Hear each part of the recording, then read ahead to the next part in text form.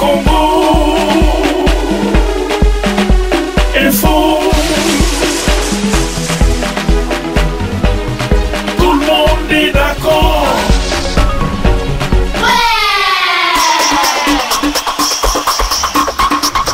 Et bienvenue sur RD Congo Info. Merci de votre fidélité.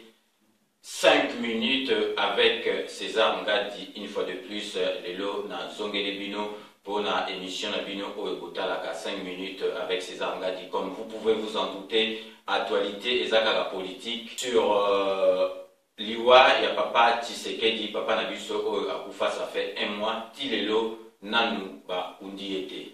Papa Tshisekedi de son vivant, Azalaki Mutu ya Matata. Mais toza komona akufi mais matata ezali kosilate. Mais 5 minutes avec César Ngadi boyebi ke topesaka point de vue na bisote, topesaka bino ba élément bino nde mutu boza na ndaku boko sala jugement na oyo tokolobela bino. Lelo tokolobela rapatriement ya corps na enterrement ya Papa Tshisekedi ndenge ezali kopesa bilinga na côté ya pouvoir na côté ya opposition.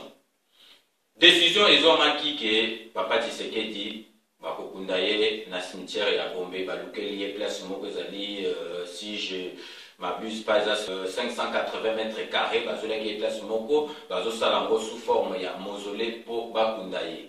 Avant wana tomonaki famille na ye biologique ezwaki décision balobi le 11 corps ya Papa Tshisekedi et kolongwa Belgique pour ezonga na Kisasa pour permettre bakunda ye. Na kanisi première fois tomoni penza ke Moweyi aye na église basaleli ye messi oleba ke lokunda ye azongi lisusu na morgue. Donc wana nyoso tu ezali kopesa batu mindondo na kati ya motema. Mais problème ezali ke famille biologique o babengami Tshisekedi bazwaki décision ya ko rapatrier corps le 11 mars po bakunda yango ndengi gouvernement la kisibiso na cimetière ya Gombe.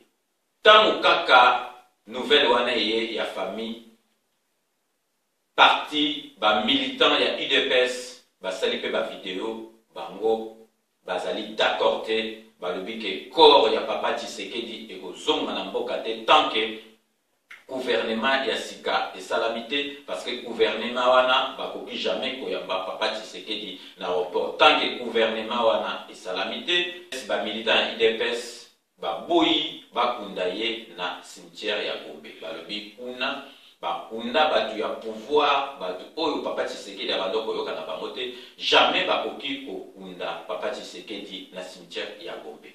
Pona batu ba militant ya IDPS bango basendike bakunda ye basalela ye mausolée moko na sima ya palais du peuple ou bien na côté ya palais de la nation ou bien basali ye mausolée na commune na ye côté ya ndaku na ye côté ya parti na ye ezali na limité. Dès que ça bino na 5 minutes avec César Ngadi biso tout ça la jugement te bino mutu kozolanda biso boyebisa biso soki na makambo ya rapatriement ya corps ya Papa Tshisekedi na ndenge bakokunda ye. Est-ce que famille biologique mutu azali na droit apesa autorisation na l'état bakunda ye ou bien famille na ye politique? Parce que famille na ye politique balobi ke Papa Tshisekedi soka ayebanaki teke parce que azali famille Tshisekedi bayebaki na IDPS na bomoi na ye de son vivant. Papa Tshisekedi abando kopesa priorité mingi na parti na ye ke na famille na ye na kota famille balobi soki bango babotaki Papa Tshisekedi te Papa Tshisekedi abokota na IDPS te.